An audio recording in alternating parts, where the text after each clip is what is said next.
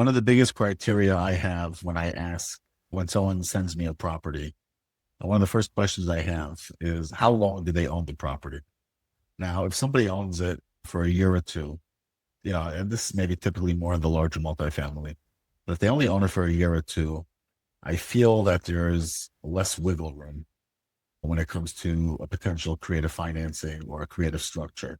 I find that when they own it for 10, 12 years, plus, I guess it's because they have so much equity in there or their base is so much lower that they could afford to, yeah, I'll take a higher price and wait an extra year or two for part of my money. They see the tax benefits of the seller financing instead of taking all their profits up front. In 1 year, they could split it out over a couple of years.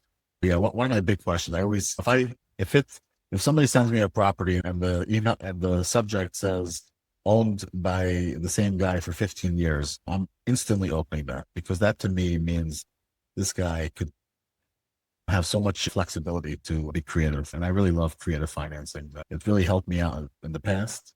It helps me out even in the multifamily. I've done creative structures for millions of dollars. And it's such a boom. It's such a boom. It's such a great tool to use when it comes to structuring a deal. Yeah, I mean, you're so right. Equity creates options, right? And I totally agree with you. And I definitely can learn a lot from you and on the best practices for seller financing. Thankfully, like I have such great like debt terms out here that a lot of times I can make it work with just bank financing, but I would love to learn more strategies along those lines.